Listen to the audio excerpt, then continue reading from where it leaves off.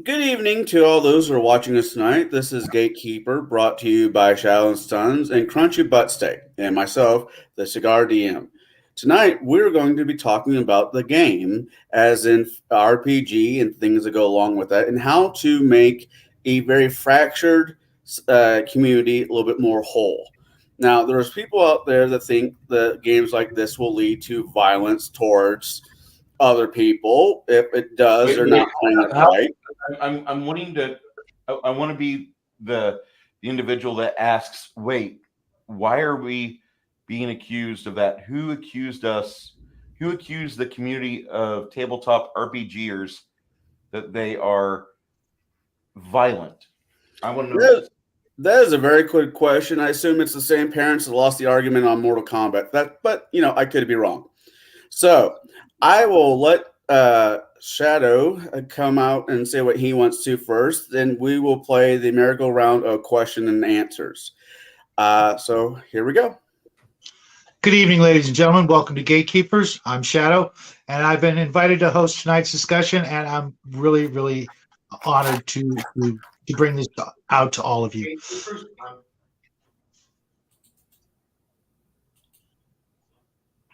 Tonight's discussion, that being the inaccurate, if not offensive description of old school or out of print gamers not subscribing to the current SJW wokeist groupthink regarding on how they demand we should or should not play our.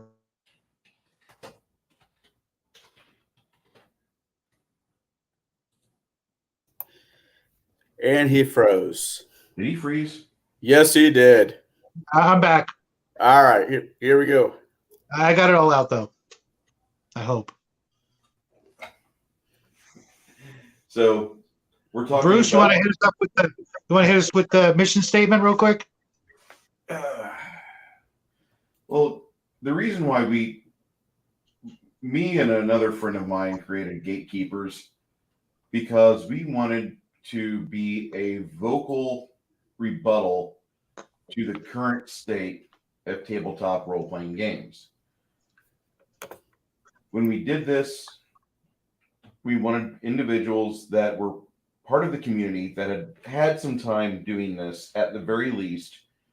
We wanted them to try to come together so we could discuss our experiences, be it running first edition D&D, running 5th edition D&D, running any other game out there that's a tabletop or skirmish miniature game, whatever it might be, and have a place for us to come and talk, and it be a regular place to go and talk. It wasn't supposed to be an echo chamber. It's not supposed to be an echo chamber. It's supposed to be a place where you're going to hear certain perspectives from Jade. You'll hear certain perspectives from Bruce. You'll hear people talk about things, and we try to have a broad overview, a dragon's eye view of this hobby. And a lot of us can do that because we've had a lot of time in it. Now, that doesn't try to, just because we've had time doing this, we're not trying to legitimize our degree, okay? We're not trying to target anyone in specific in the community. And for intents and purposes, for me, the community of tabletop role players are people that have played this game when THACO or TAC matrices were a thing. And others have been brought in after that, and they've not been exposed to that, but they have the wherewithal and wisdom to where they can at least read and understand where the game came from. That's, for the most part, this is supposed to be a forum, and we want to have a conversation. Now, there are people in the extended community, in the IGNs, the Kotakus, the Polygons, in various locations on Facebook and Twitter, where they're walling off the community from us, and they're saying that we aren't allowed there anymore. And then they're saying that we're gatekeeping them, or we're not being inclusive enough after we just got kicked out because we do not fit the Tumblr-esque crowd that they have. Gatekeepers is meant to be a rebuttal. Having never spent a second on Tumblr, what's that like? you're better off not doing that, not being involved with it, because No, I mean, what if they're comparable to? Tumblr is like an angry, artsy version of Twitter, but instead of having a moving conversation, Tumblr is moments trapped in time of angry individuals with very few skills. And I know I'm generalizing. This makes me look worse than what I am. But I view the usual Tumblr individual as a mindset that is very narrow-minded, that they do not want to understand other points of view. They're very progressive thinking in their mindset, which means they are congress. They are the opposite of progress. They are Congress. They do not fit well in society. They have that little safe space that nobody wants to go to because of the stuff you see on Tumblr. And there's a lot to see on Tumblr. There is. Some of the art, a minuscule portion of it, is really good. You find better art on Instagram or Facebook or Discord for various artists. But we were supposed to be, from the start, a rebuttal to the mindset that the tabletop RPG community is kicking out the grognards. And that's what I want. I at least want us to be able to have a voice to where we can at least address the situation in the room. Yes, D&D is taken over by tards. They are socially fucking retarded. WotC has been going down this road for decades. When Sean K. Reynolds was celebrated for being the most hated man on the internet, there's a problem here. There's a problem because you're not supposed to celebrate, I'm the most hated man on the internet. You're not supposed to do that, dude. You're supposed to try to figure out, why are you viewed as being such a dick? And if it's because you're right all the time, that's one thing. But it is a situation that has been deteriorating at WotC for years, and it kind of split off into Paizo. Paizo had a shakeup because their offices are in horrible condition. Freelancers would go there, and they had to write. They had to produce pages of stuff. In the interim, we find out that Paizo never had a cleaning crew at their offices. Could you imagine going into an office staffed by gamers? Could you imagine the rodent infestation? There's blogs on this. So you have these bad habits that started at WotC, went to Paizo, and this entire group of blue-haired, angry landwells is out there screaming their heads off about how dare us cis white males ruin the hobby. Bitch, we made the fucking hobby. Amen, brother. Not myself, but I didn't get into it until like 88, 86, somewhere around there for Star Wars. But if it wasn't for Gary and Dave having their respective groups and farming something out of a tabletop war game and saying this one figure represents one figure on the battlefield instead of this one figure is 12 wizards or 12 sorceresses or 100 characters. Without them having binders and college ruled notebooks, scratched out whole portions where rules did not work and balance was an issue.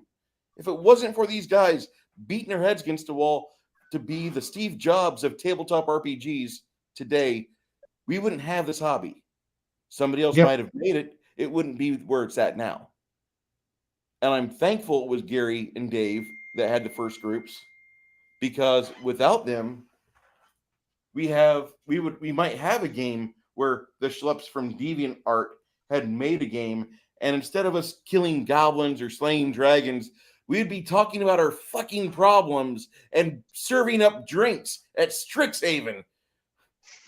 What type of miserable fucking life is that?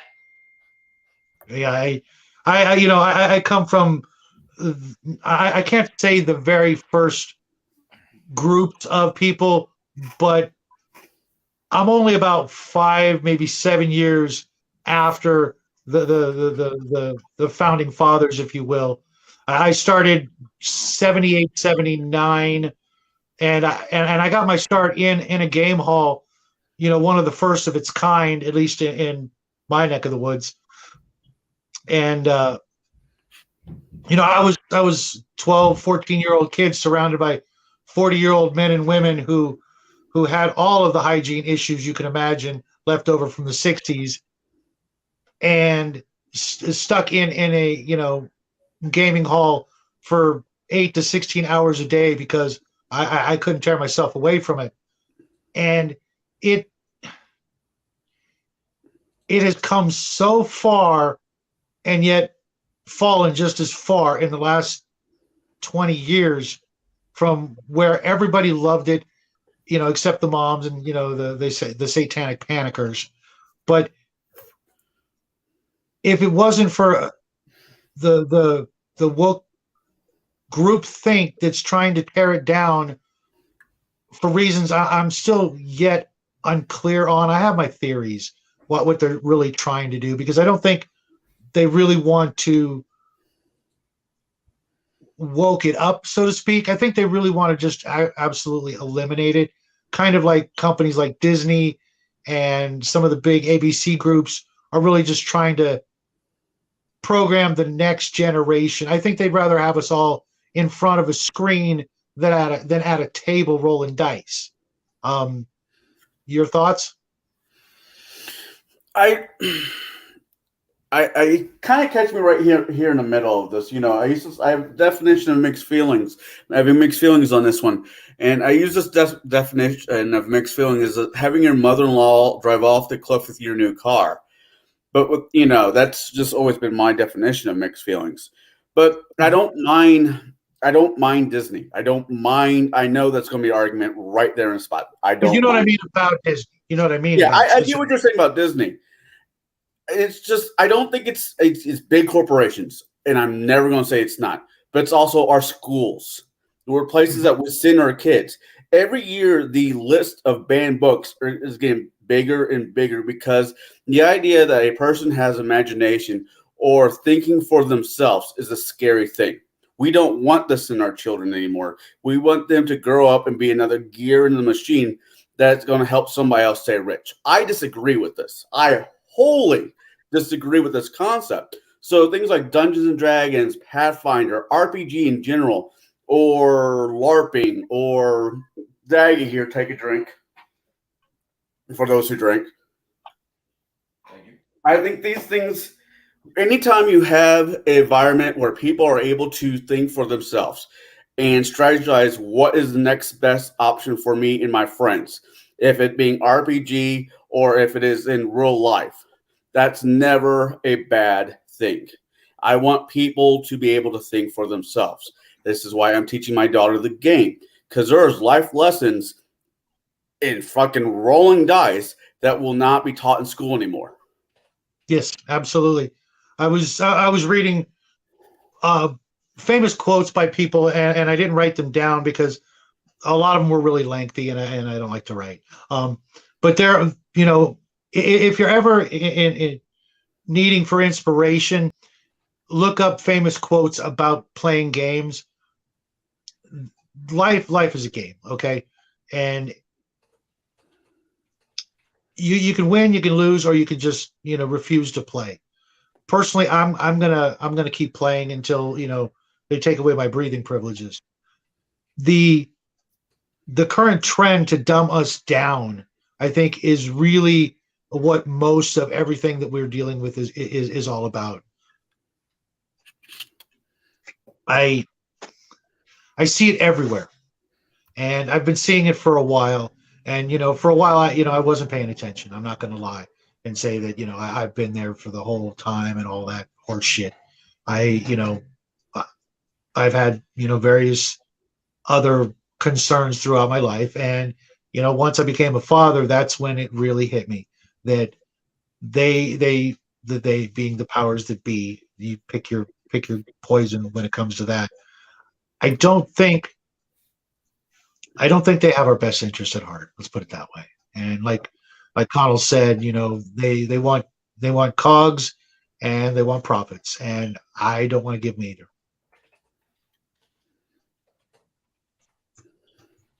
Um, I'm commenting on a J. Scott Garibay video right now.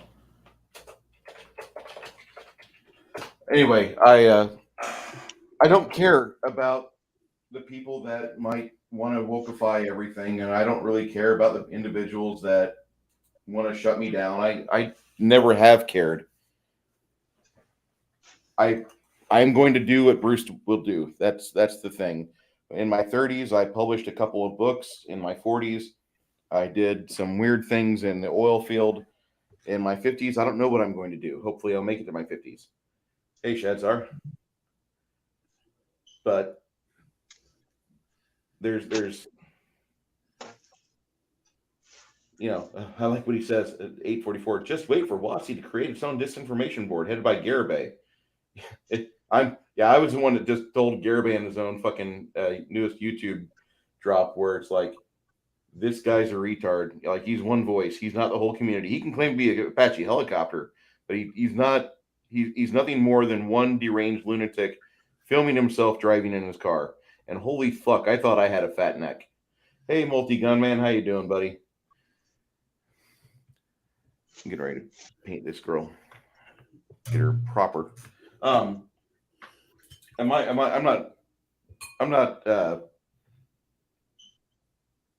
blabbering, am I, Shadow? No, you're fine.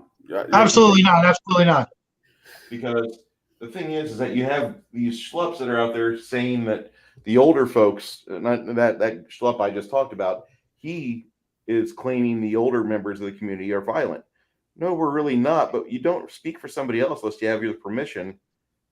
You can claim whatever you want to, but he's trying to go out there with mindset that WotC wants to kind of make a new generation of gamers, and they can, but it would be smarter to do it with the aid of the parents who used them, who used that before.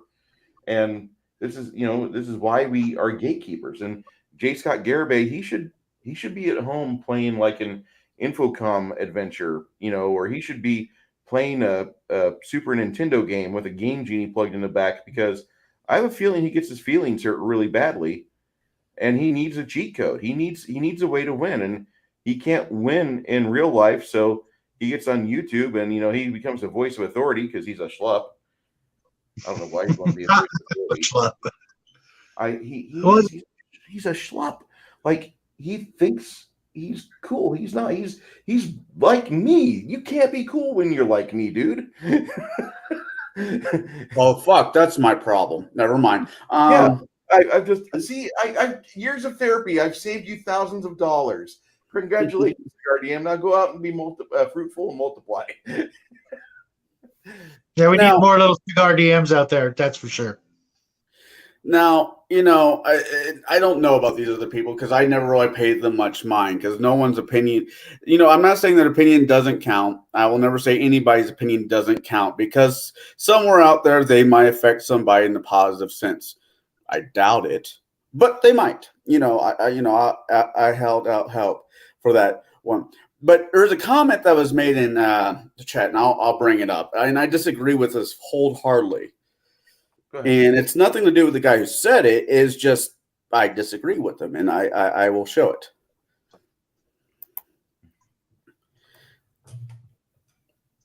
It's the bottom part.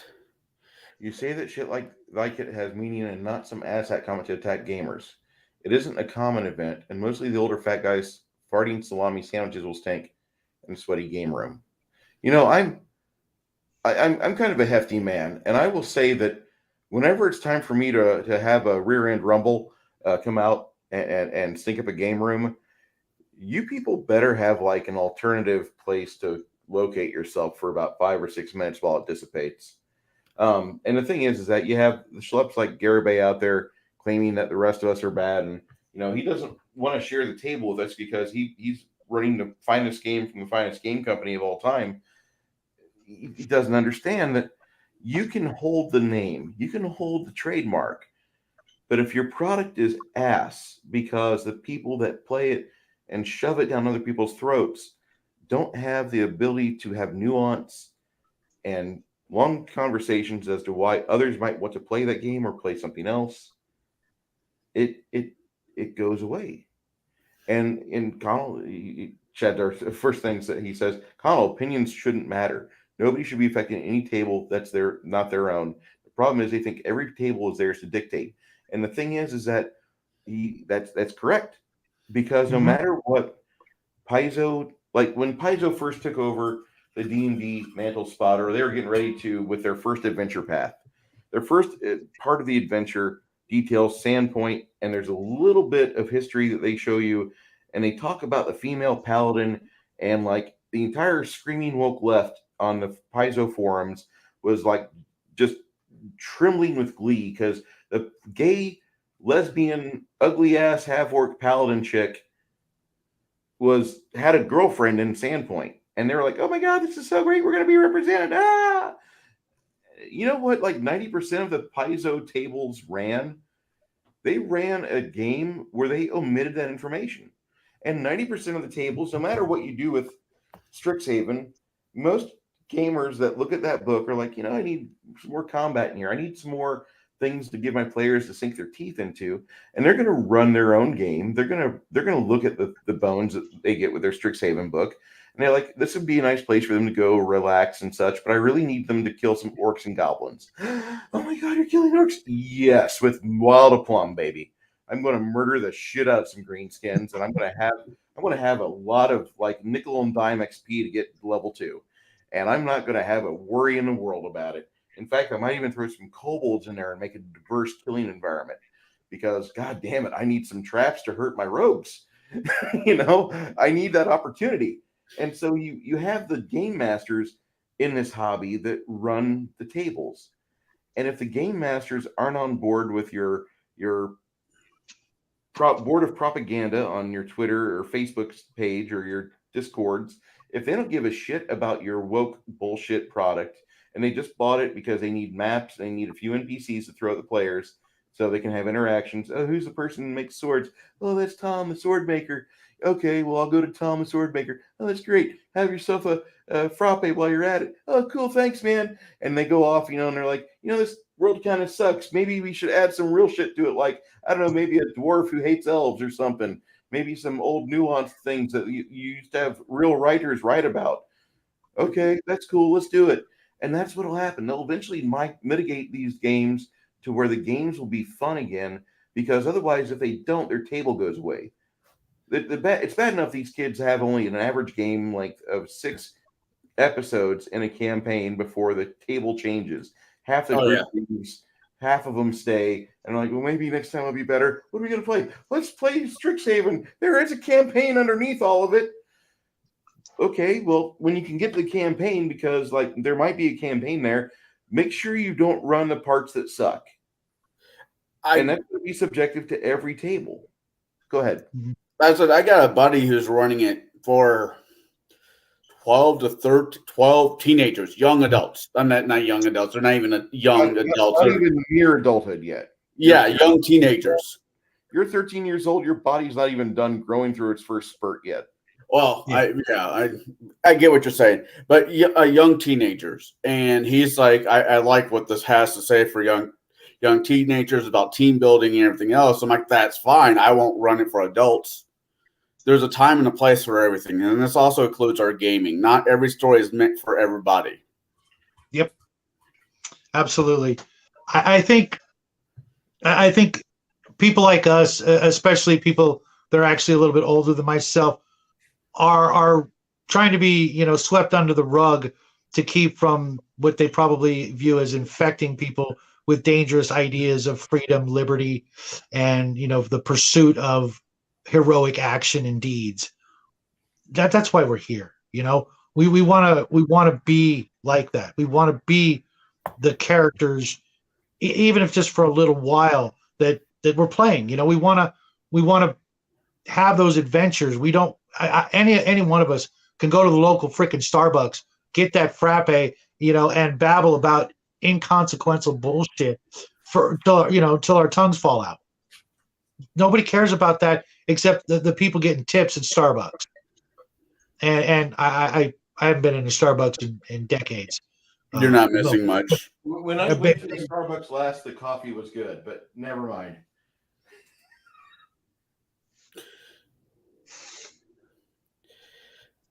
Okay, I'm going to be that guy. I know I'm the youngest person in this chat, and I know my views are not always the same as your guys's, but don't hold that too much against me. No, Um, that you're proving our point.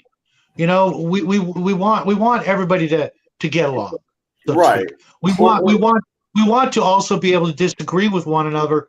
Excuse me, I can't talk tonight, and this is my idea. But at the same time, have different views. We want those dwarves and elves in the same group. Kind of like having certain people here go off who aren't here yet. We want them here.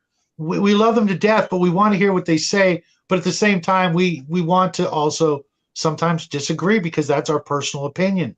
We all have our own opinions. We all got our own assholes. And sometimes we are those assholes, but we still want each other back at the table. And tonight I'm hoping that we can, further cement that point that, I don't want to live in an echo chamber. Sure, when I listen to the news, I trust certain outlets, let's say. But I still listen and read other avenues of discourse because I want to know. I want to know what everybody's thinking and find a way to make this place a better place.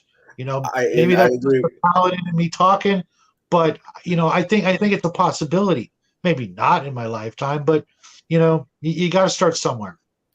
There was a time in human history where we would gather in place at lodges or meeting houses and talk to each Meet other. at a tavern. You mean Tavern before the pandemic? Oh, or the stripper guild, but that's besides the point. every No, town needs a stripper guild. right. And I'm saying this because there was a comment in chat says, the problem there is people that use it for kids for team building and shit are turning into games into therapy aid. Therapy aid. The whole concept of therapy is finding somebody you could talk to about the shit that you're going through on a day-to-day basis. Now, there's multiple people I've talked to on this and on other platforms on Table Breakers or in Max Chill where their teenage high school life was hell. And their only way to have any kind of sanity of this guy sitting next to me is not going to beat the shit out of me was to go hang out with other like-minded people, talk about shit that concerned them. So I don't mind that if they're using it as a therapy aid, as long as it is a healthy scenario. We are as grown-ups, we can go find somebody. We can go find, let me add Shadow back here. We can go find a therapist or a Sorry about friend. that. It's fine. Or a therapist that can help us, or a friend who we can go have a beer with and talk to. We used to communicate with each other, but anymore, we don't want to leave home. We want everything delivered to us. We want to play games online. We want to be disconnected from our neighbors because we don't want to put up with their shit.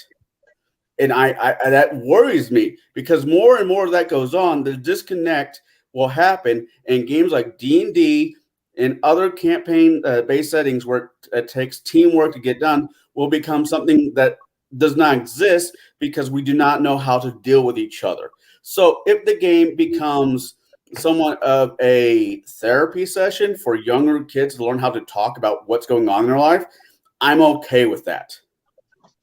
And I can see where Shadzar wouldn't be because you have a game store for a reason. A game store is supposed to be kind of like a place where you can meet up and possibly have a store functional game like what you have. And you could have a place to where you can learn about this game. But instead, now this doctor's moved in and he's running a therapy session where these kids that are from shitty homes are hanging out together. And instead of them playing the game as it was kind of intended, where you go kill orcs, level up, get magic treasure and experience points, and continue on. Instead, he's there trying to help Bobby, little Bobby, with your feelings. Little Bobby, your daddy starts to beat you. What do you do? And the little kid starts to cry at the table, and you're like, I don't even want to be in this fucking game store. He's ruining the game for you just watching it because you're like, I don't even want to play this game anymore because like I didn't realize they were using it to like recreate the shit they're going through in their own trailer park lives. And I'm not making fun of trailer park people. I'm just saying that the kids that are from a broken home are having this time where they're having to relive this stuff. There are better ways to do this, in my opinion. I like the idea where maybe this is an idea to like test. Do I need to put this kid in therapy? But once you get the kid like starting to like unravel, having him be in front of 4 to 6 other kids that are possibly team members and have him unravel there, that's probably not a good idea. Oh No, no, that's I'm not that's saying akin, that. that's akin to having your pants pulled down in high school kind of crap. Nobody I, Exactly. needs that kind of scarring. I'm not talking about the deep sessions. I'm just talking about finding a way to be able to talk to each other. I would love for that to be like D&D 5e. We were listening to Biggest Geekas last night, and fucking fifth edition. There is a place for fifth edition, and I don't ever play it. I will never play it. I'll never give $1 to WotC.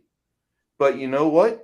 I'm going to fucking applaud WotC for keeping fifth edition out there, because fifth edition takes all the shitty 12-year-olds and it Fortnites them. It lets them get together in their obnoxiously shitty small groups with their obnoxiously shitty campaigns and campaign ideas, where you are a barista, where you are I don't know, a fucking non-conflict seeking fighter or a barbarian in a wheelchair, and you're able to go do these stupid ideas. And if you want to fucking do that, there's fifth edition. It's right there. Go ahead. Waste your goddamn money. But you know what? You're not at my table. You're not at my fucking crew of people's table telling them, I wanted to play a handicap tabaxi with color blindness. And no. Go over Yeah. there with the other 12-year-olds at the Fortnite table. There's millions of you miserable little Fortnite players. And that can be the world's most popular RPG. But it doesn't have to be my RPG. It doesn't have to be the game that I'm shackled to play. I can write my own RPG. I can pull a Gary and Dave right fucking now. I can write my own rules. I can have my own fucking players. I can dial up on my Discord and Hey, get a bud. table ready within a half hour. And Hey, I'm so, on the air. I'm on the air. It's actually okay. So it's one of those things where you have this opportunity where you can ruin a game, but don't worry. The people that are in the hobby for the long run, we're not going to be shackled to Dungeons and Dragons or Warhammer.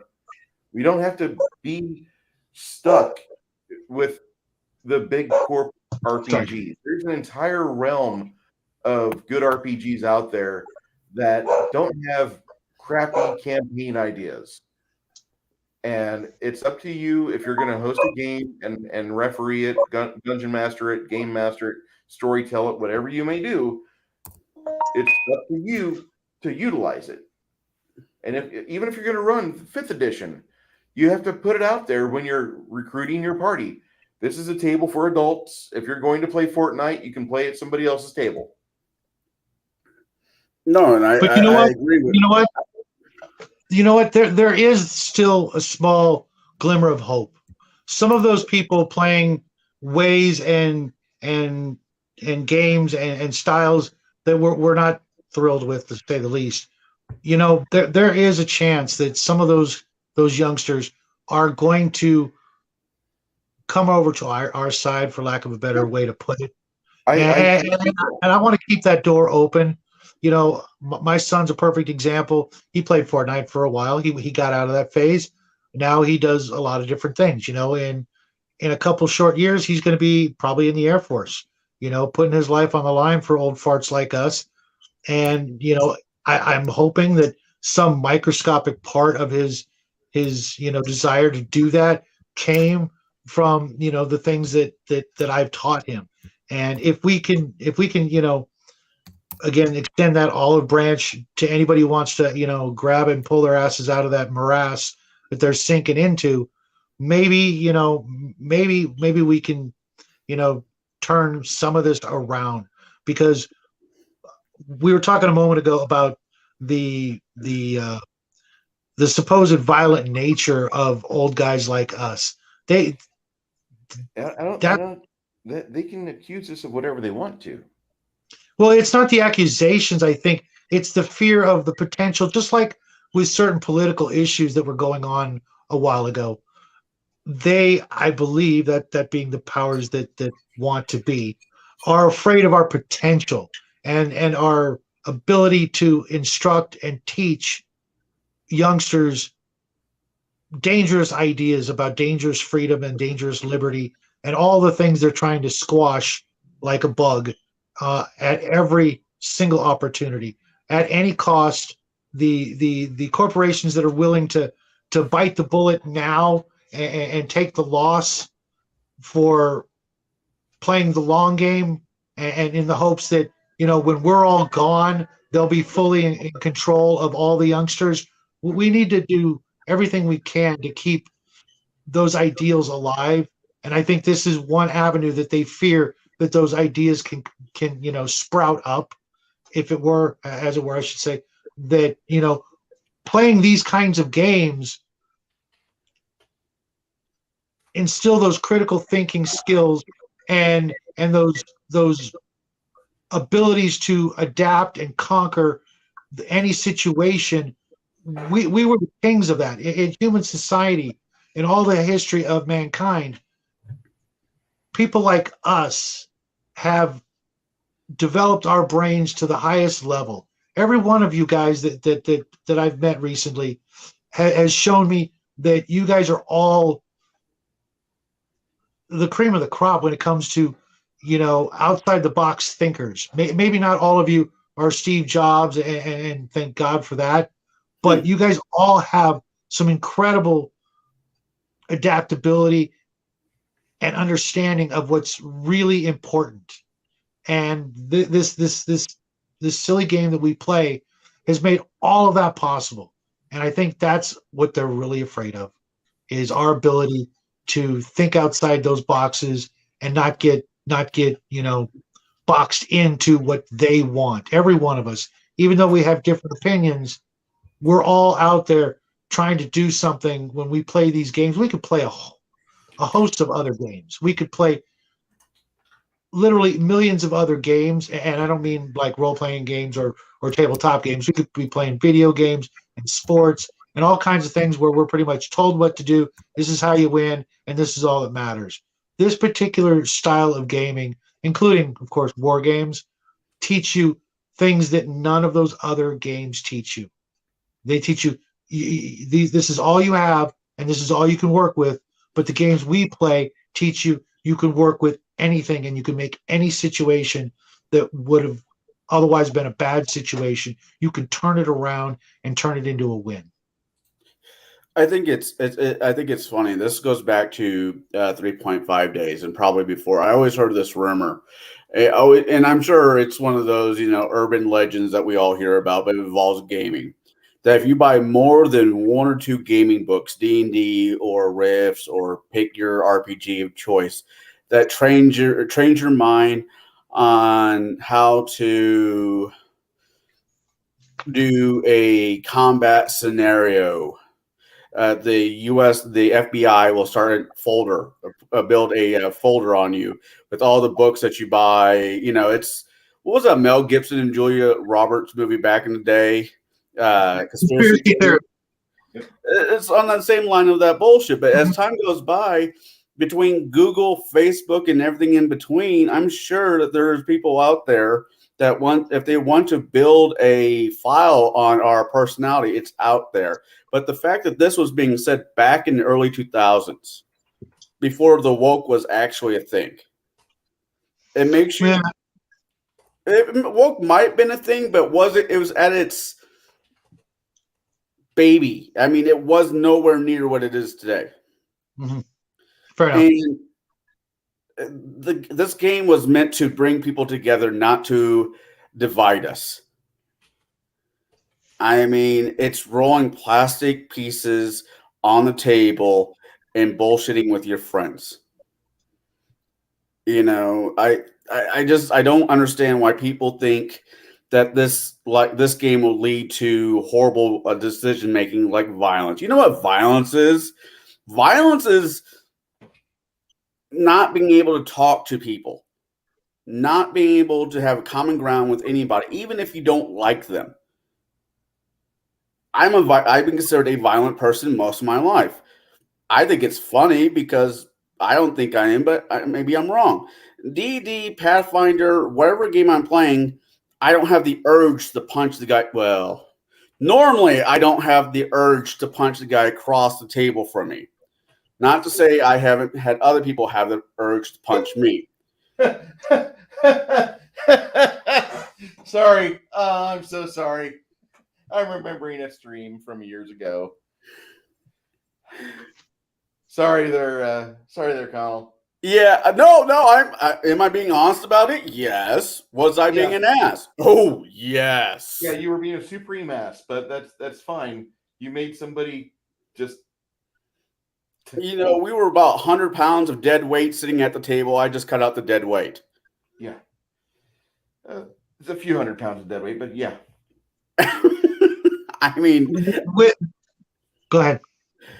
I'm just saying we want this stream to be about being able to talk to your neighbor, if a neighbor in the pretense that other gamers. Mm-hmm. There is something I want to state. Give you some wild turkey. Oh no, do not give me wild turkey. Mm-mm. There's a guy that is a very popular Canadian public speaker by the name of Jordan Peterson. I know that name. Yep. You should watch his stuff. I think you'd have some. I do. I do. Every time I see a header or a title that I find interesting, I do watch him, and I have a lot of respect for him. Unfortunately, as the days go by, he gets a little bit more feminist than I can tolerate. Just because I know what's really going on when it comes to that, and that's a whole other topic that I don't think is appropriate. He's a feminist, okay? But I'm using that word very strongly. Let's put it that way. He does encourage men to be empathetic when dealing with women and their mates and their kids. His own daughter, I don't think his wife is alive anymore. His own daughter almost died, and he had his own medical issues a couple years back. But his daughter is a person that was hospitalized, almost wasted away, and come find out the food she was eating wasn't wired for her properly, so she had to go on the carnivore diet, which I would feel sorry for her. In this, I thought he was on that. He's on that too, right? He might be. Yeah, I'm pretty sure he is, which is actually sounding very appealing, and not far off from where I'm at now. I'm getting closer towards that. I still like my breads. I'm Italian, but Jordan Peterson says something that's profound, and he says you should always strive to be a man who is peaceful. A man who is peaceful is a violent man when need be. But when you need to be not peaceful, you don't struggle with it. You're just violent for the moment, and it's over. You were tested. Whatever happened, happened, and your life goes on. During the rest of that time between violent events, there should be no problems. You should be able to contain yourself, and you should be able to focus yourself to train for whenever you have to be ready for violence. All men are called to this. And they are. Men should be relied upon to be the protectors of their home. If something happened in your household right now, stream would end on your end, and you'd snap into action. That's just the type of guy you are. If something happened over at Connell's place, there'd be a little bit of swordplay. That's just what would happen. Now, I'm not saying Peterson is a paragon, and we should all follow him for everything he says, because people are paragons for a short period of time, and then they kind of fall or something happens. And I think Calvinani's on someone with a broken by drug use and family issues. And that might be the case. I don't know. But there's certain things he said that need to be taken literally and probably adhered to on at least a daily basis. Don't follow everything he says. Just like not everything Mark Twain wrote is wonderful and 5-star grade school reading material. Yes. Oh, God.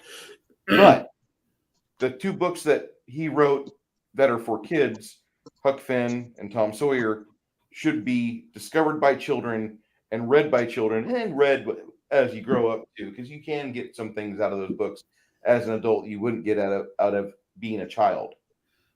So I'm just saying that there's other works that Mark Twain did, probably not so good. Tolkien, same thing. The Hobbit, Lord of the Rings, great stuff. The Silmarillion, if you love tracing histories, that's great. There's other things in the Lost Tales, not so fun to read. And Chadzar says it's okay to be driven to drink, just don't drink and drive. But you understand what I'm saying. You do need. If people want to call me violent, they can. I don't care. They're not on my radar. And if people want to call Shadow and Sun violent, or if they want to call Connell violent, they don't call the entire fellowship of gamers violent. Woo! Okay. I've been called worse. By better. Yeah. As long as you don't call me late for dinner, I'm pretty okay. I can be late for once in a while. I'm a fat guy. Here's the thing. They're an awfully scared bunch. They really are. They're afraid of their own shadow, and they should be, because I'm terrifying when I want to be. They're incapable of violence. And we have showed so much restraint over the years, over the decades. The movie Rambo keeps coming to mind, and there's a meme out there about, not leaving guys like me alone when all we want to be is left alone with our friends and our group of gamers and our families. Just, keep your nose out of my business, and I'll do the same happily for you. But they just don't get it. They really are pushing and pushing and pushing, and we really don't want to get pushed, and we really don't want to get pushed or backed into that corner. We're doing everything we can. We're showing magnitudes of patience I've never seen in my lifetime. There are horrible things going around all around us, and I wanted to just tell a little story. I don't know if any of you guys have heard of. I want to pronounce this right. I think it's Atticus. It was a city or village or town, also known as Meonia. You guys ever heard of it? I think so. It sounds familiar. It was, I believe, 2nd century BC. They had an 18-year famine, and they came up with this ingenious idea that every other day they would play games all day long. The entire population, that's all they would do. Dice and games with balls, but they wouldn't get to eat. They wouldn't get to eat for the whole day. But then the next day, everything would go back to normal, and they would work and they would eat. And this went on for 18 years. Every other day, they just sat at home or in the parks, in the game halls, or what have you, and they played their games. And they managed to stretch out a food shortage that could have clearly lasted decades before, it all eventually did go south. But the human spirit is capable of so much. But there will come a point when that patience and that goodwill is going to be worn to the extinction. And before that time comes, I'd really, really like to see, some sort of, at least one last try, at least on our part, of trying to, guide them to reason. I don't want to force them to see reason, because that never works. But, we've all played with gamers that we didn't agree with, maybe even didn't like, but they were friends or family or boyfriends or girlfriends of other people. And once the game starts, we're really not dealing with that person anymore. We're dealing with the character, driven by, of course, the player. But there have been so many people that, in my life at least, that outside of the game want nothing to do with them. But in the game, we almost couldn't live without them. They were better people. They were better spirited, nicer, braver, whatever you want to call it. And I really hope we can, welcome as many people into this hobby, especially people who've given up the hobby, especially those people who used to play. and don't even know that they would absolutely love to get back into the game. Every day I hear about a new person who just picked up, a game, just picked up their paintbrush, just picked up, their miniatures out of their collection from their garage or attic, and just went, you know what? I got the time. I'm on a game. I'm gonna find a way. Let's let's try to bring as many people back, not just trying to fix the younger generations woke thoughts or whatever misguided beliefs. But maybe you guys have some old gamer friends out there that you haven't chatted with in a while.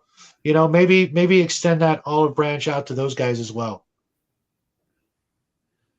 I don't know about you, but I can make a list of 20 people that I haven't seen in 20 years, and I'd love to hear from them. So if you guys are watching and you remember my ugly ass, you know, give me a holler, because I probably don't hate you anymore. No, I'm kidding. I probably never did, but we all have people we miss, and maybe it's not too late to reach out to those folks, because I know you guys probably have a lot of horror stories of gamers, like just a moment ago, that you're glad are gone, but I bet you there's also a couple that you wish would come back, right? Oh yeah, oh yeah.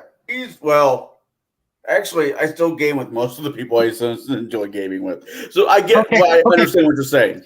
You know what? Just because you're the young guy and you get to pull that crap, that's I bet you that there's at least one guy out there.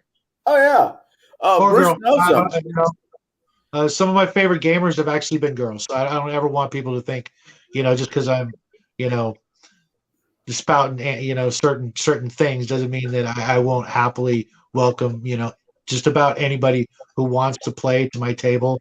I don't care what color your hair is. Just even, just be ready for me to, call it Kool-Aid at least once a day when you're at my table. Just so, like, you can call me old. It's not gonna break me. No. I'm okay. You can call me old.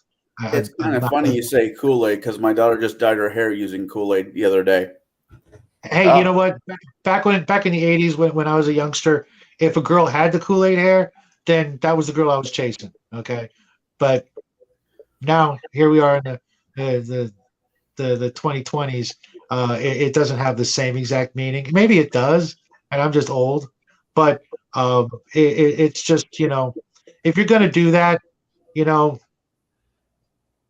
just understand, it's just like a lot of other things in life. If you do them, be prepared to, have your friends make fun of you, and if they don't, they're not your friends. They really aren't. If your friends, aren't gonna, simultaneously laugh at your failures, but also be there for you for your failures, they're not friends. They're just people I mean, to piggyback about what you just said, there's a lot of. I mean, just look at the history between what me and Jade, or me and Bruce. There's no reason for us being friends other than the fact that gaming is what brought us to be friends. But that's changed over the years, hasn't it? Yeah. The game is nice whenever we get a chance to game, but we're better friends now. I mean, when we first started off, we were kind of hateful of each other because there was a shared interest. Was it a woman? Tell me it was a woman, right? It was. It was. That's awesome. You guys have no idea how awesome that is.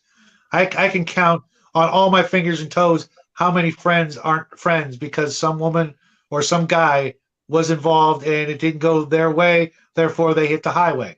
But you guys, you move past it, and you can probably maybe joke about it with nobody getting no butt hurt. I'm hoping, but I guarantee you, if something great happened to either one of you, the other guy would be one of the first people you call to tell about it and share it with, right?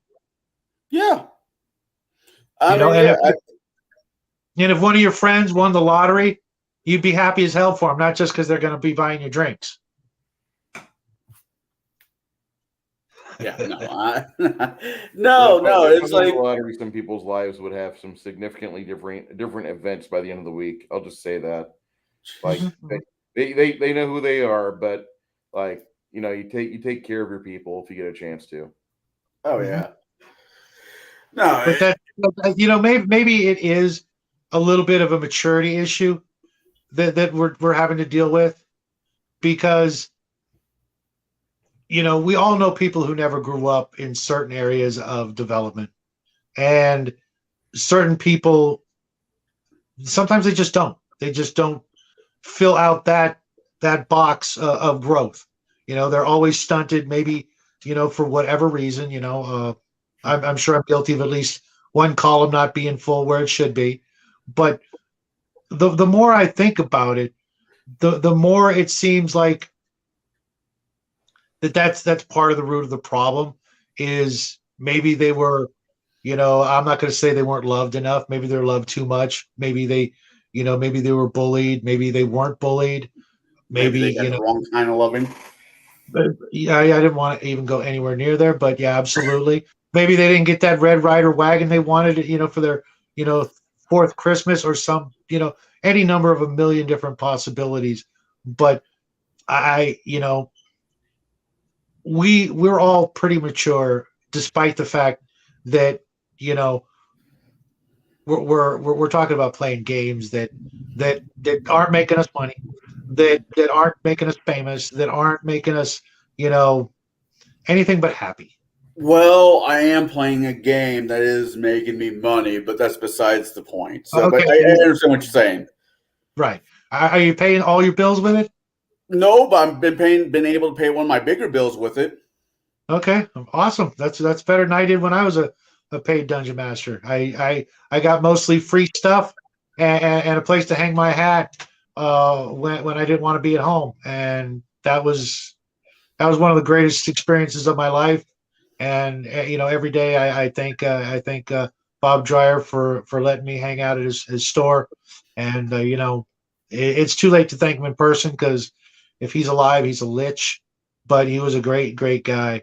Um, and I hope the younger gamers out there, get to meet a good old fashioned old school game store owner that gives them a place where they can, you know, I hate to say this, but feel safe for a couple hours a day or a week or what have you, because sometimes that's all it takes, and that's one of the great things about all these games is even though you're neck deep in orc blood and entrails, it's one of the safest places you could ever be. You've got a group of people sitting around you that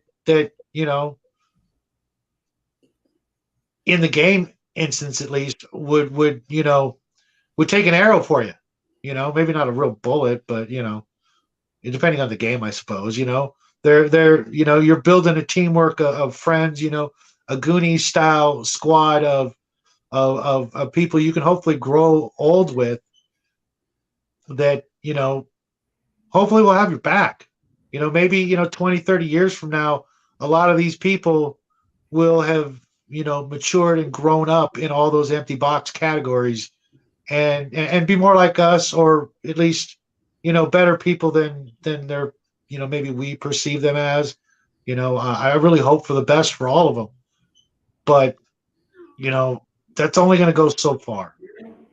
Every day I feel like Bruce said, people are trying to squeeze us out of an area that they sometimes don't even care about, which is absolutely staggering. We're talking about an activity that usually keeps us out of the public eye, usually keeps us home, usually keeps us at a table chowing down on the worst kind of snack foods you can imagine. Hey, And 15 hey! years I ago, upgraded to bar food. Come on now. no, and I agree. It's weird how RPG is now right center in media circle when 10 years ago, 15 years ago, you had your game shops or your buddy's basement. It wasn't, you didn't find freaking bars that were themed D&D themed bars, which I think is cool. Don't get me wrong, Sure, but sure. it doesn't exist. To my knowledge, the AFK Tavern in Seattle did close, which is sad because I was hoping they would make it long enough to where they could actually keep going. Oh, and Shazar, you're kind of on the point. I was in the kitchen a lot as a kid, but it wasn't my mom. It was my grandma and my aunt. But I cook for a living, so it kind of helped out in the end. Hey, I can't see the chat right now. Is Grim out there? Grim to He say? was. Yeah, he is. Okay. Hey, Grim, I'm glad you made it. Grim's a real good friend of mine, and let's all wish him a get well soon because he's been feeling like crap lately. And that's who was on the phone. He wanted to know where we were, and he's always in my hopes and prayers because he's a great guy. So I hope he can hear that. Hey, Grim, I'm hoping that you got some OJ you can get a hold of. Grim replies back, "Hey, Shadow."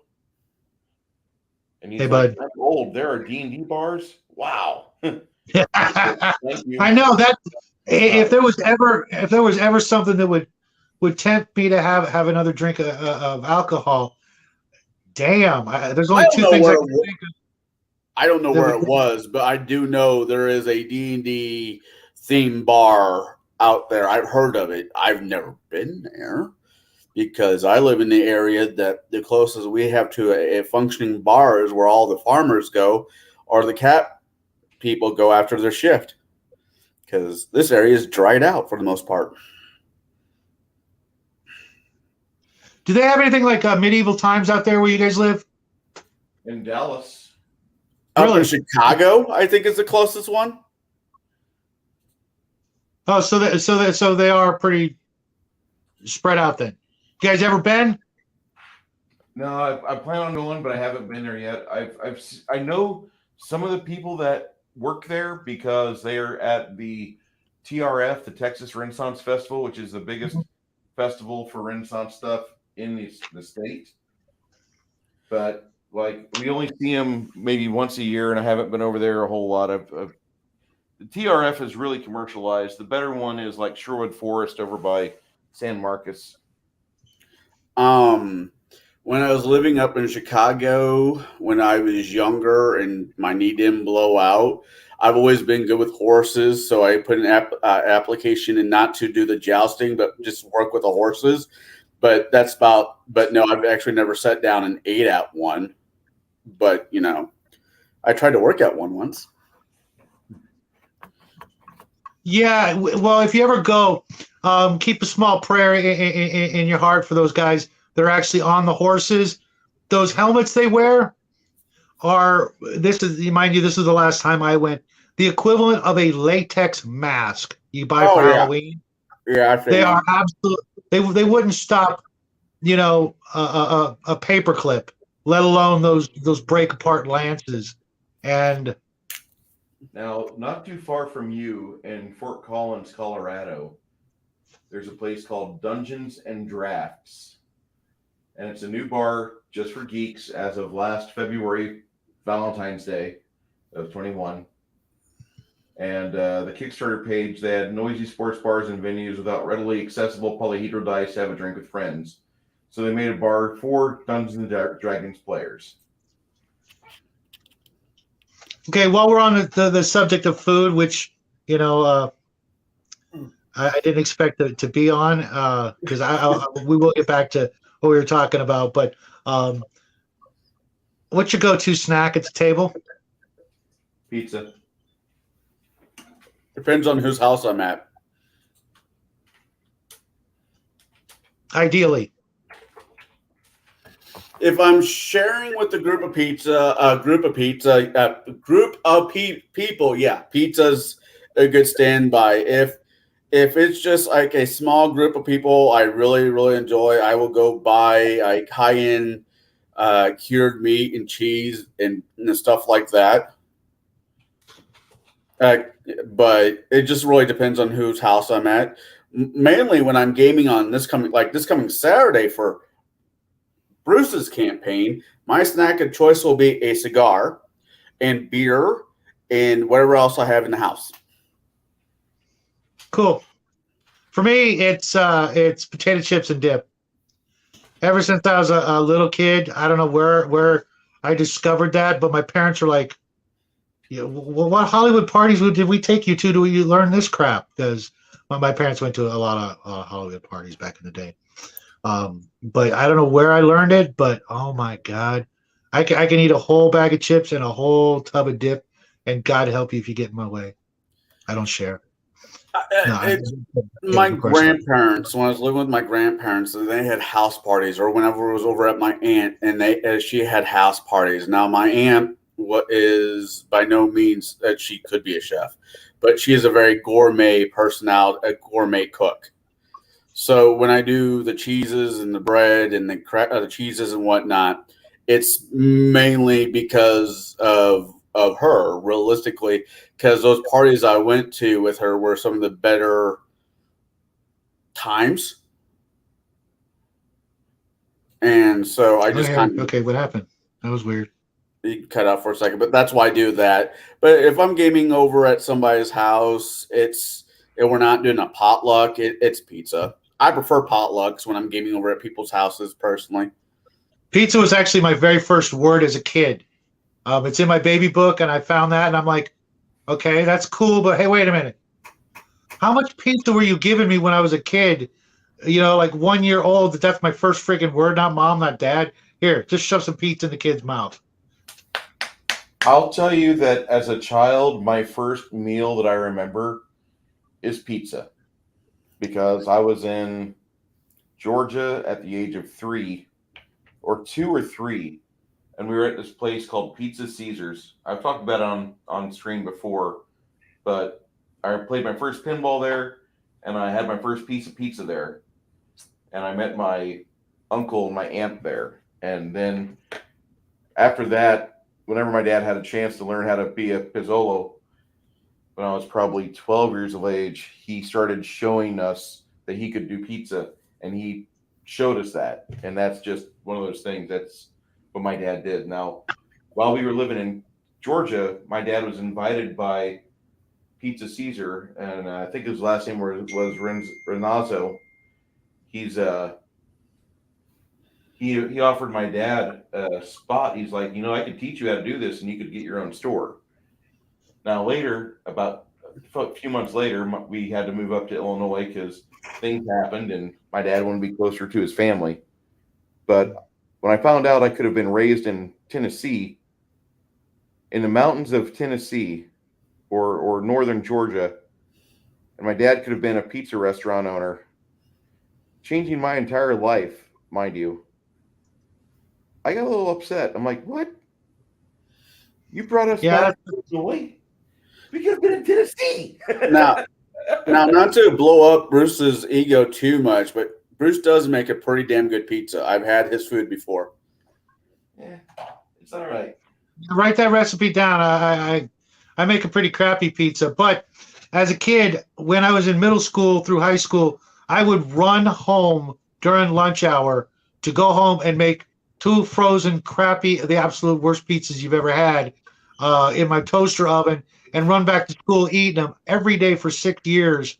And to this day, I still get excited about pizza. I don't care how crappy it is. It can be frozen. It can be good. It could be my homemade crappy pizza, or it could be Domino's, Pizza Hut, whatever. I'm all like they said, it's like sex. Even when it's bad, it's good. No, no, no. Anyways, You've there had was a a pizza movie that you came turned out down a years second slice of? ago. What? You've had a pizza that you would turn down a second slice of? Oh God. Oh God. Yeah. Yeah, I Really? had bad ones. I was I over in honestly can't think of one. I was over in Britain. I was in Britain, and we No. went to a pizza place, and Okay, well, they like put canned corn, canned peas, and all other kind of shit on it. I'm like, okay, yep, nope, I'm good. okay, okay. So I've never done that. I've traveled, but I've never had a pizza outside the U.S. Usually they didn't know what the hell I was talking about. But okay. I And will. now, I will to the avoid. other aspect of that comment, there was a movie that came out years ago called The New Guy. I don't know if you've seen it, Shadow. Bruce, have you seen it? No. The New Guy came out, I don't know, mid 2000s. And there was a line in it where sex in high school is like sex in prison. The sex you want, you're not getting, and the sex you are getting, you don't want. Yikes! Yikes! But all that aside, I think even internet gaming is so weird. I do it because it's the only option I have to game with people like you, Shadow, and Bruce, and a few other people. It's just the only option we have. Where I have. I would prefer to be at at the. I prefer to be at somebody's house. Mhm. But I've also Well, been raised with the concept of how to be a good host or how to be a good guest. And if I'm over at somebody's house and we're gaming, I'll bring over like a 24 pack of something. Mhm. I think that communities that eat together do well. I love those family style restaurants where you sit down with people you don't know and you end up having a conversation with everybody at the table. And I think gaming could take a lot from that concept, because the whole idea of breaking beds. Geez, now I know where my mind's at. Breaking bread with your neighbors is a traditional thing. Mhm. And I think it should be part of a gaming thing as well. So if Absolutely. Yeah, the whole concept of DM bribes comes to mind. yeah, yeah. Hey, I know I brought pizza for the rest of the group, but hey, Mr. DM, this is your own pizza right here, or tacos. I'm Oh, not gonna lie, I've been bribed before, and it wasn't with pizza. I'm just saying. And see, everybody everybody was I happy. I like having women at my table when I DM because it brings a whole different aspect to the gaming scenario. It's not always dick and fart jokes. Hell, sometimes with some of those women, it still turns into dick and fart jokes. But I'm not it, even it gonna go there. it's interesting the dynamic you get when you have a mixed table. And I mean, it's like being a kid. When I was younger, girls don't play video games. Yes, they do. Oh And my God, more now than ever. You know, right, and more power to them. The more we can, bridge that other gap. Um, please, please. Um, thank you. You guys were very kind to me. The more we can bring all of us together, the better. That's kind of my whole idea behind tonight. Whether it be over a good meal, a good game, a good movie, whatever. What the hell was that? That was a message from Drew, a friend of mine. My bad. now here's a question for all you painters out there. I get mid level brushes because I also share them with my daughter. Is there actually a paintbrush out there that's worth buying that I should hide from my daughter or just stick with what I have? Absolutely, absolutely, absolutely. But don't worry about those. They, like I showed in my last video Sunday night, we buy brushes. Here there from Hobby Lobby. There's actually more in here than should be. It's 5 brushes for $5. They're all like point one O's or whatever. They're real small brushes, and we buy them when they're on sale at 40% off. So I'm paying less than $1 a brush, and when they're crap, I'll just toss them until trust me, until you get to a certain point, and you'll know when that point is. And that point is usually when you want to use a bigger brush than you need. Not going, I need the tiniest brush possible. But when you understand that you really want like a 1, not a 0 1, but a 1 or bigger to paint, then you're ready to actually spend more than $1 a brush. And if you can get them for 50 cents a brush, awesome. This I is a good. Go ahead. No, I'm trying to read it. This is a Kolonsky Mhm. Reaper brush. Reaper, there's the paints and miniatures people out of Texas. It's a fairly small piece. This is usually $10 MSRP. Uh-huh. I'm trying to use this for the eyes. Okay, I just bought this. Oh, where's my pen? Where's this pen I have? This It is. is a Reaper Pro Paint brush. They're usually $6 a pop. Mm-hmm. Mm-hmm. And there's I actually for found this marker I like using for eyes. It's not a marker. Yeah, it's a pen. It's like a pilot. Yeah, yeah, that's what I'm talking. Yeah, yeah. There And are some good pens out there. Believe it or not, there's also some metallic pens out there that are really good for believe it or not, coloring your miniatures instead of painting them. There's a lot of techniques out there, and we could go on and on with just the stuff that I've already covered on my channel.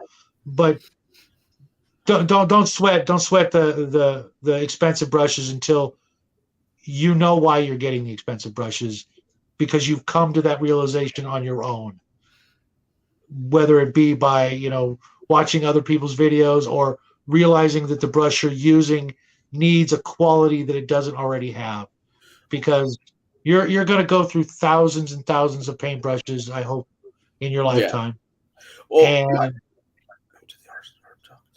I will definitely do that, Chazar. No, I was about ready to say my ex-wife, for all her for all her Piccadillys. Yeah, that's a nice way to put it. Piccadillys. She can paint. I mean, she is a world class painter and drawer. And we went to Hobby Lobby. I call it something else, but it's called Hobby Lobby. And she bought a brush that had maybe 4 strands on it, mhm, and paid like $30 for it. And I'm like, that's just beyond me. mhm.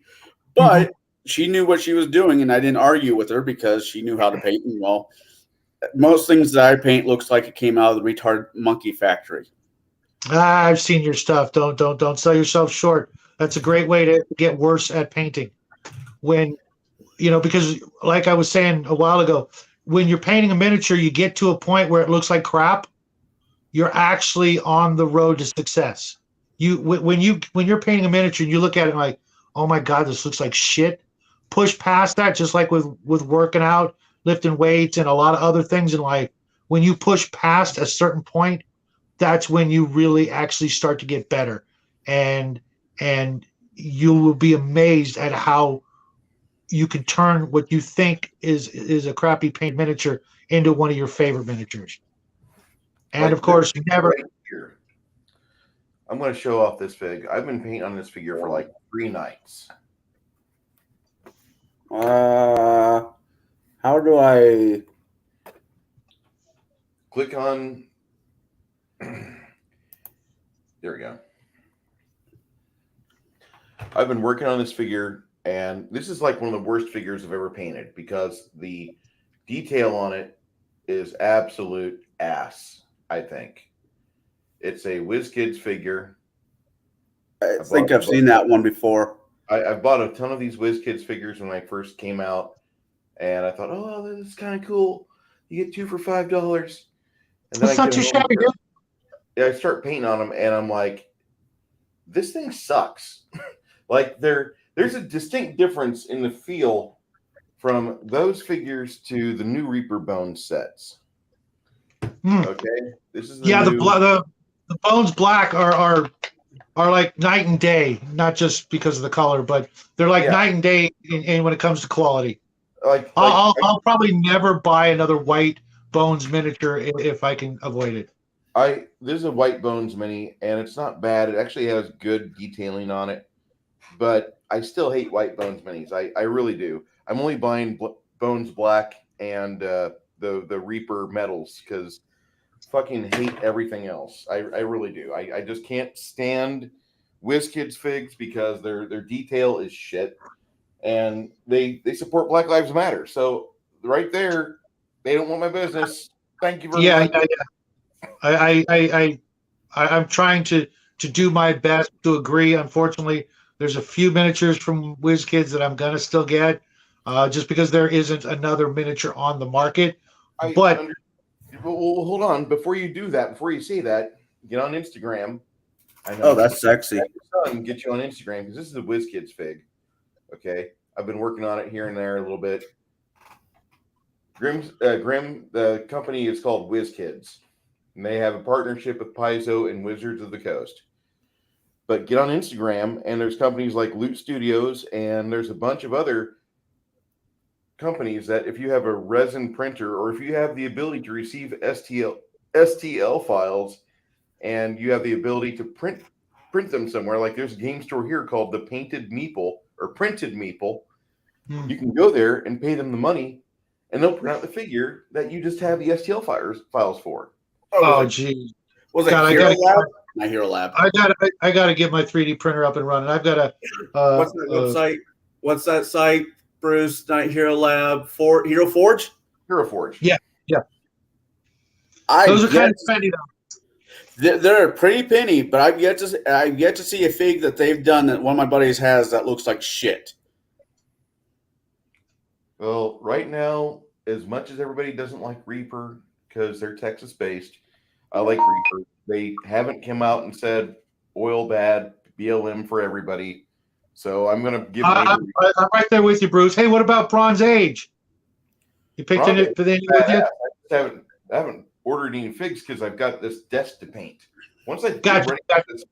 once I get the desk painted, once I get all these figures done, yes, I'll be needing about $400 more or $4,000 more figures.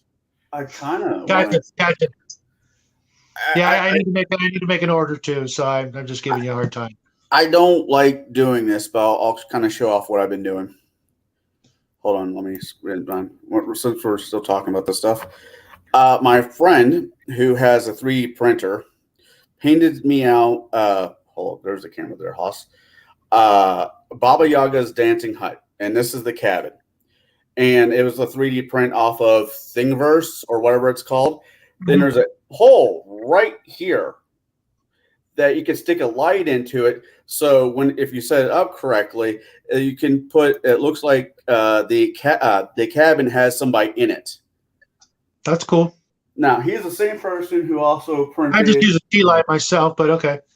He's also the same person who printed this thing out for my daughter, who my daughter painted, and a few other things that are throughout my house that I'm not going to get right now.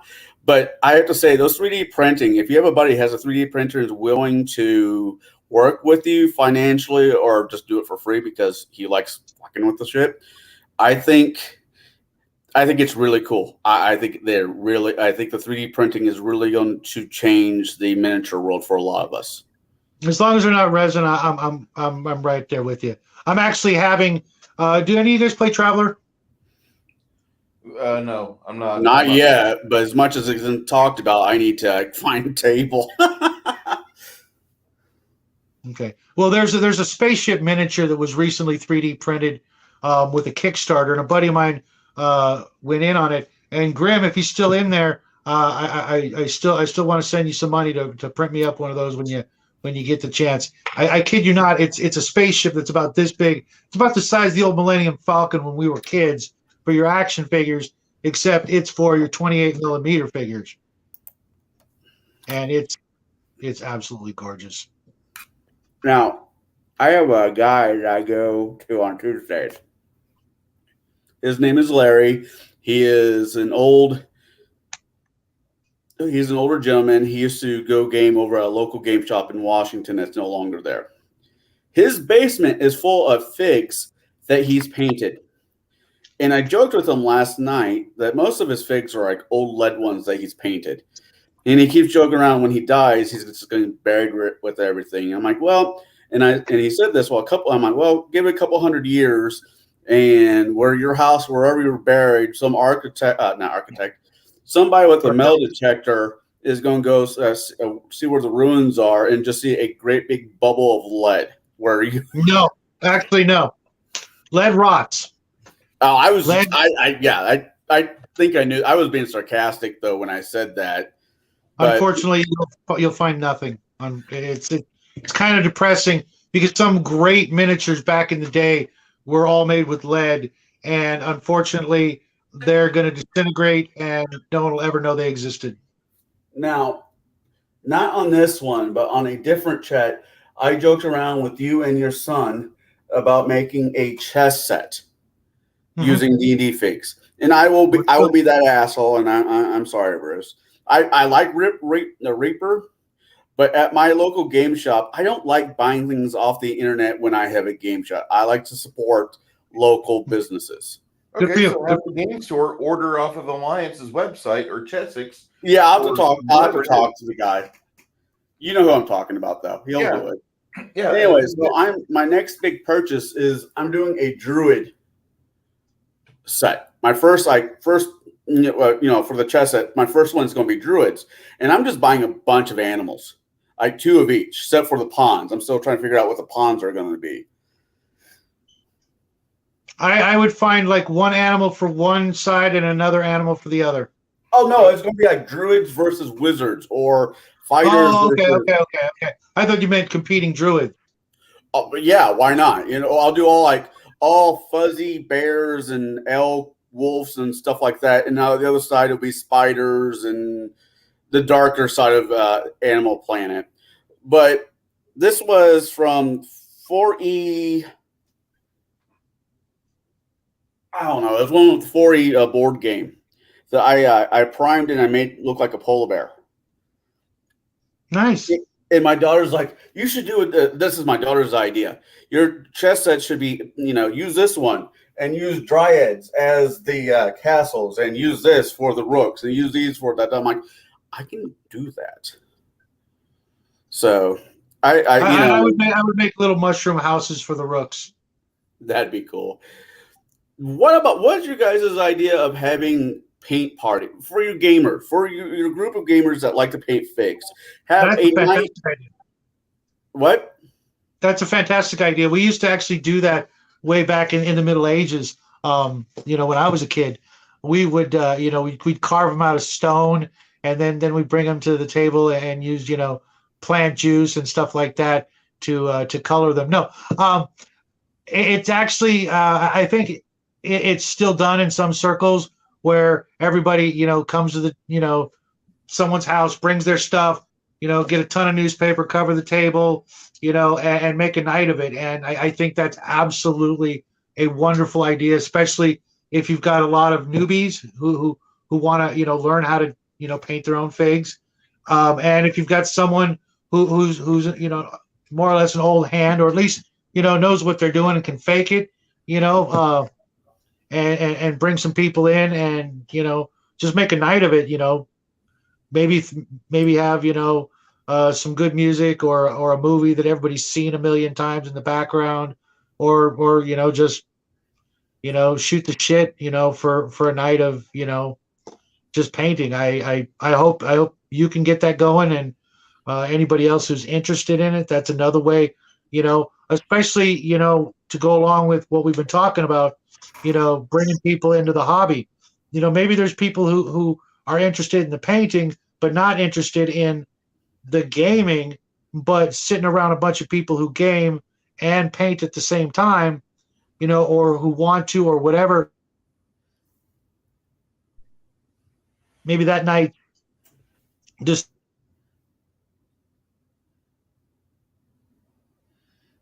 God loves his internet. That's all I have to say.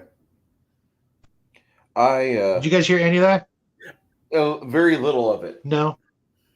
But I understood that you were like, people would probably want to be involved with the social aspect, but they would not probably want to play the games themselves. That was what I caught from what you were saying. I might be wrong, but that's what it sounded like between internet hiccups. That's basically what I got out of it.